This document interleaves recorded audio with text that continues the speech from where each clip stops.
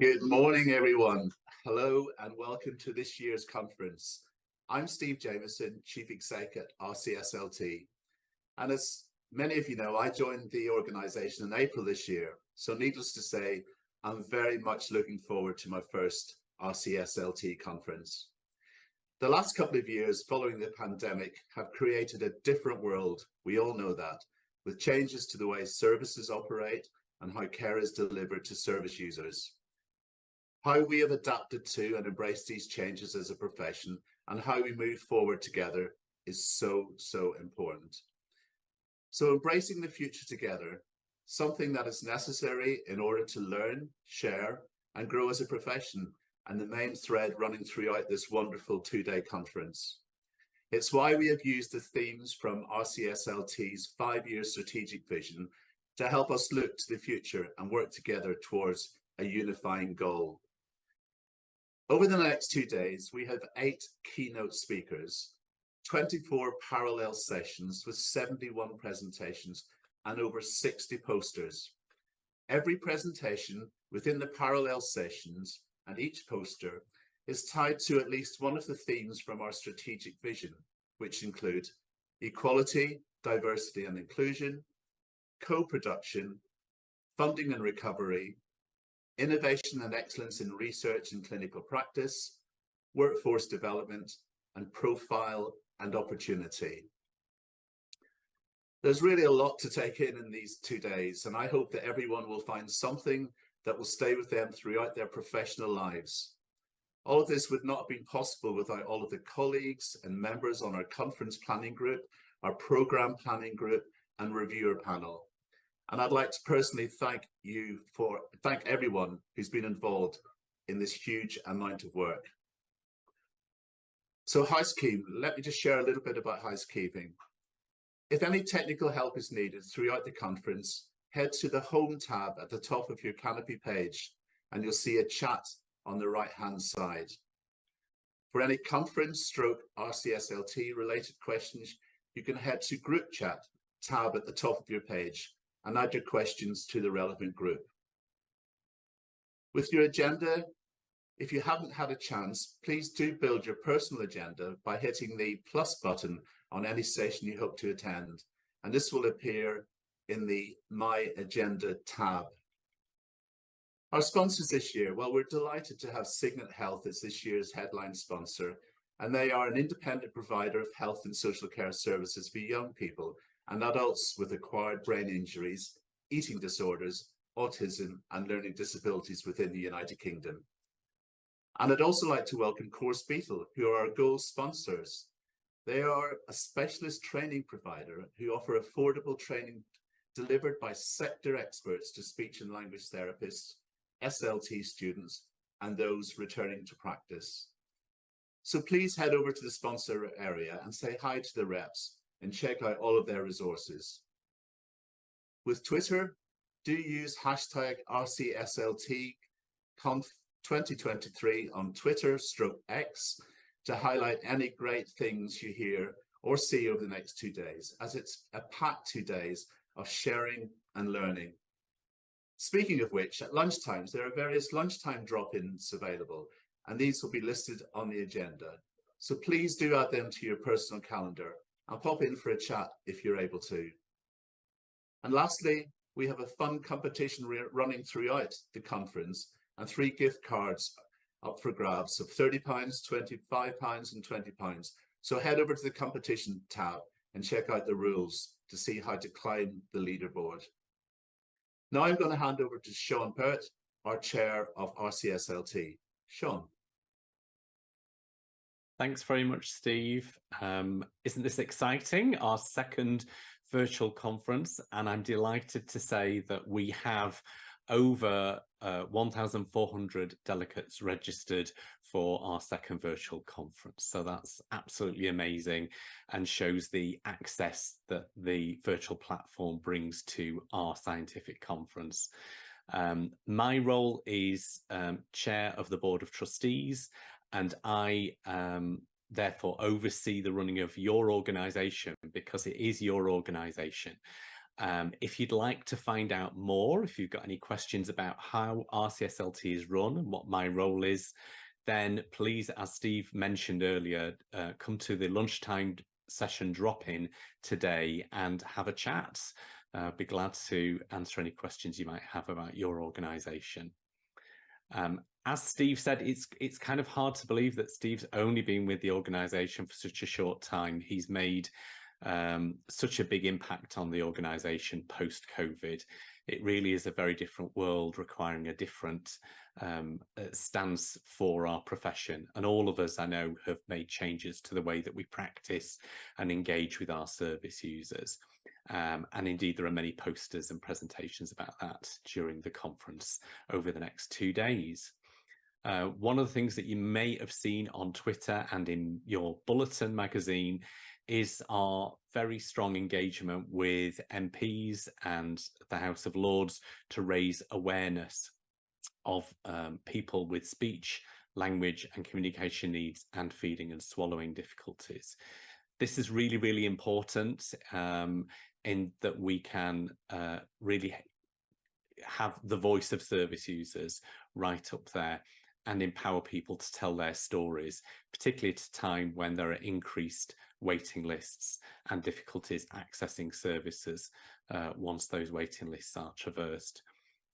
I'm really pleased to say that the changes that Mary Heritage started in having a nominations committee to increase the diversity of the applications to our governance structures, such as committees and the board, has really worked. We have a much more diverse committee structure, and we have far more applicants, which is really, really helpful in terms of increasing our diversity, which is something in the light of Black Lives Matters and people with other protective characteristics had requested.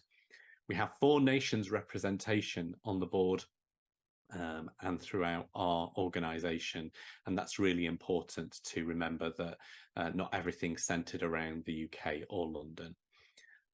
We've made formal links with the SLT Pride Network, the Disability Network, Men in SLT and other protected characteristics, and you'll see from Twitter that we're publishing guidelines so that you can make your services more accessible to people from those backgrounds. We've raised awareness of the new HCPC standards of proficiency and the way that we work with interpreters and delivering assessment and all aspects of the care pathway in home language. And as I said, we're really empowering service users to tell their stories. We've included some RCSLT lightning talks, so do go along to those to find out all the latest news about what the staff are doing on your behalf. It's really amazing work, and it's things that members have been behind. So please go to those to find out more. And consider becoming a trustee or joining us on a committee. You really don't have to be a service manager or have a PhD to do that. I think there's a misconception. We do welcome people from all aspects of our membership. And indeed, we've had student members on our nominations committee, which has been absolutely fantastic. And we hope that you really enjoy the new format bulletin and the response to your requests about the website layout, including things like PDF downloads of the clinical guidelines. So that's just some of the highlights of the work that we've done recently. So before I hand back to Steve, I have the pleasure of congratulating a few individuals who were presenting at the conference. For the highest scoring abstract in research, Dr. Helen Stringer for maximising the impact of speech therapy for children with speech sound disorder as part of the Mistletoe SSD study, what they found out in applications for clinical areas. For the highest scoring abstract in QI Audit SE, Marion Rutherford for evaluation of National Programme of Change towards neuroaffirming practice in health and education in Scotland. For the highest scoring abstract in Showcase and Share, Darini Hansji, Critical Conversations on Decoloniality in SLT Education. Glad I managed to say that. And for the highest scoring abstract in student submission, there are 2 winners. Melanie Griot, The Voices of Underrepresented Speech and Language Therapists in Research, a transformative scoping review, and Oliver Coulthard, If you don't see someone who looks like you, it's a barrier, an exploration of gender diversity in action plans. And for the highest abstract in posters, there are 3 joint winners: Emily Chestnut, Development and Evaluation of an Online Goal Setting and Action Planning, GAP, training resource; Leah Burton, Long COVID, the development of the Long COVID Working Party in response to growing SLT needs; and Katie Thompson, increasing capacity by moving away from one-to-one clinical supervision and using peer-assisted learning and group model of student placement in community paediatric speech and language therapy to enable student-led service delivery. So congratulations to all of them. And I've already had a look at the posters and the abstracts, and it's a really packed conference with some really relevant and interesting research and findings. So I'm really looking forward to myself, and I know you will be. And with that, I'm handing back to Steve. Thanks, Steve. Thank you, Sean, and congratulations to all of those winners. It's now my pleasure to introduce Sir Robert Buckland, who will be presenting a new review due to be published next year, designed to boost the employment prospects of autistic people. Sir Robert is a British politician and lawyer who has served as MP for South Swindon since 2010. During his time in Parliament, Sir Robert has served as Solicitor General between 2014 and 2019, Secretary for the State of Justice and Lord Chancellor from 2019 to 2021, and Secretary of State for Wales in 2022. He is chair of both the All-Party Parliamentary Group, APPG, on autism and the APPG on learning disability. I've met Sir Robert a number of occasions now, and I'm really grateful for his support at RCSLT, and I really welcome to our conference. Over to you, Sir Robert. Well, thank you very much indeed, Steve, for that very kind introduction. And it's a great pleasure to join you online, and I'm sure you're going to have a very productive 2 days. And before I begin, I just want to personally thank all the dedicated speech and language therapists who work so hard day in, day out, year in, year out to help young people facing the challenge of communication, and indeed, which is less well understood, the importance of swallowing and all the challenges faced sometimes by older people who are facing increased infirmity and disability challenges. And it's that work of speech and language therapists that I have had personal experience of, having a family member who's autistic with significant communication difficulties, who had the great support and help of speech and language therapists. And therefore, terms like PECS are very familiar in our house, as is indeed the ability to sign as well. We try all sorts of ways of communicating in our house. We believe that there's no absolute right or wrong way. It's all about making sure that the value of communication is understood, and that my family member, my daughter, is able to be part of the mainstream of life and the mainstream of all the things that a young person should be able to enjoy. That's all we ask for, and I know that's what speech and language therapists unlock all the time. So my deep and sincere thanks. And it's because of that experience that I got involved in these issues. I was involved before I was a minister as a backbencher and an officer of the all-party group on speech and language therapy. And therefore, it's been a pleasure for me over the years to work closely with the Royal College and its officers in order to push the agenda forward and to get people to understand the vital importance of communication skills. You know, it's no coincidence that in our prisons and in our young offenders institutions, we have a high preponderance of people with some form of speech, language, or communication disorder. It's often accompanied by other conditions like autism or wider neurodiverse issues. And because of my own professional experience as a criminal barrister, represent people who for the first time were getting diagnoses within the criminal justice system, that when I was in office, I was able to lead a call for evidence on neurodiversity in the criminal justice system, which was ably led by Charlie Taylor, the Chief Inspector of Prisons, and Justin Madders, the Chief Inspector of Probation. And as a result of that valuable work, the government has now moved forward to appoint neurodiverse officers in most of our 119 or so prisons and secure institutions in England and Wales. It's a vital step forward for us to do more, not just to understand and be aware of the needs of neurodiverse people, but to actually ensure that they are not being set up to fail and that their chances of rehabilitation and not returning to a life of crime are increased. Now, of course, all that work is done way down the stream of life. And it is why when I was in office, I reminded all my colleagues in Cabinet that every department has a responsibility for the consequences of what happens in criminal justice. And education and health have been long focuses of mine, but also employment and the prospects of employment for neurodiverse and autistic people has been a key concern. And that's why when I left office, the first thing I asked the Prime Minister to be able to do was to lead an independent review into autism and employment, because the statistics are pretty shocking. Under 1 in 3 autistic adults has any form of job. That means over 7 in 10 are not economically active or working. That's below the disability average of 5 out of every 10 people, and of course below the neurotypical average of 8 out of 10. And that's not because it's the fault of autistic people. The system just doesn't work in an intelligent enough way to accommodate their needs, either on application for employment or indeed retention within work. And I felt that this was ripe for a very close examination indeed. I had been planning to produce the results of the review before the end of this year, but such has been the wealth of information and evidence that we had from our call for evidence that we've decided to publish the review in the early new year of 2024, at a time when we hope we can make maximum impact and will have digested the information and material that we've had provided from all corners of society.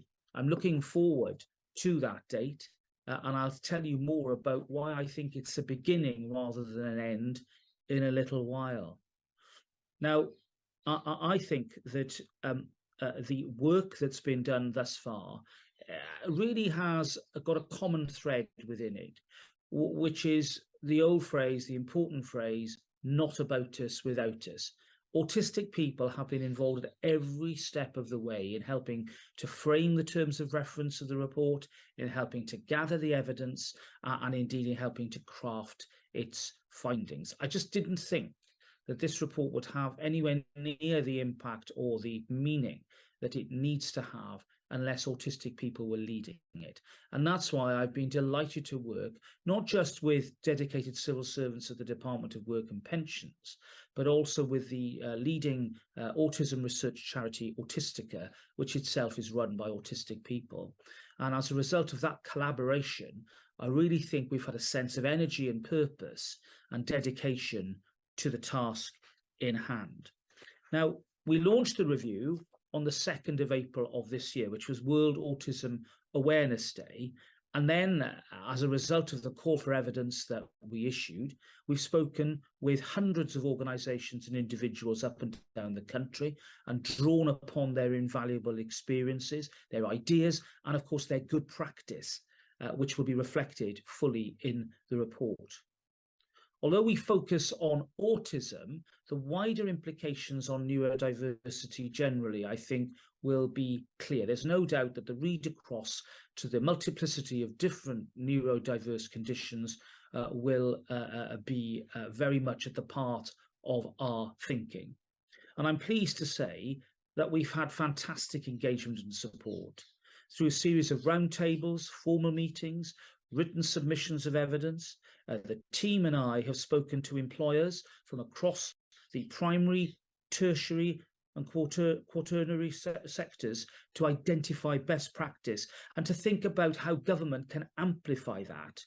We've connected with successful organisations and we've considered how we can take their expertise and feed it into the review. In other words, lots of jigsaw pieces out there, lots of vital work going on, how to connect it together to ensure that it is better coordinated and reaches even more employers.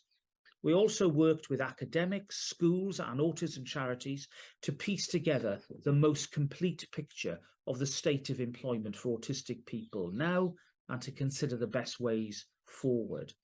And beyond discussions with employers, employer representative groups, academia and others, we found that the most interesting and fruitful discussions are, yes, you guessed it, with autistic people and their families themselves. I've had the privilege of not just speaking to families and individuals from my own constituency in Swindon, many of whom, of course, I've been working with for years to help them with their concerns, but also from across the UK. Now, some of these conversations are challenging, they're difficult. That's no surprise, bearing in mind the level of obstacles that people face. But people and their families are desperate to make that contribution to a working environment, but which is often held back by a sheer lack of understanding of autism and almost no awareness of what autistic people have to offer. But we were always buoyed up by the passion and ability of autistic people, both young and old. And it's that sense of passion and energy that I hope has driven the review and will shine out in the report's findings. Now, we structured the review around 5 key themes. First of all, we've asked the question as to what initiatives can help to raise awareness, reduce stigma, and improve the productivity of autistic employees. Secondly, we're asking what more can be done to prepare autistic people effectively for beginning or returning to a career. Thirdly, how can recruitment practices be adjusted to meet the needs of autistic applicants? Fourthly, how can employers identify and support autistic people already in the workforce? And finally, how can autistic staff be encouraged and supported to develop and make progress in their career? And as we've done our research, it has been increasingly obvious to me that unless we look at the principle of universality, we may well be missing those many, many people who perhaps haven't identified as, not been diagnosed as, or wouldn't even think of themselves as autistic or neurodiverse. So in other words, the question shouldn't merely be, are you autistic?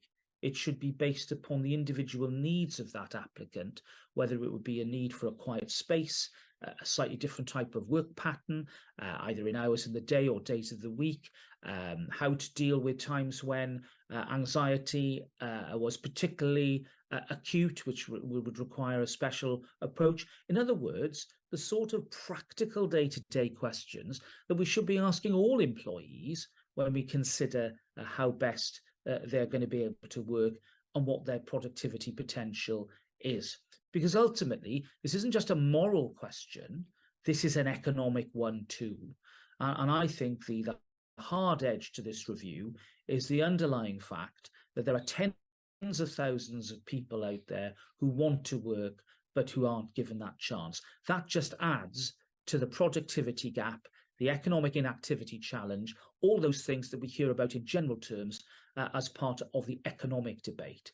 And I think the review, I hope, will be front and centre as a key contribution to how we unlock and solve some of these problems and allow people to achieve their potential.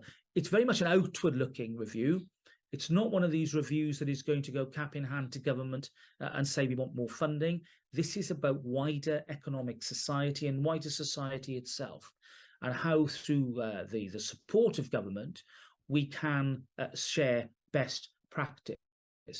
Now, the review will have a number of detailed recommendations, and I'll give you a little taster about where we are going and what direction we are approaching this.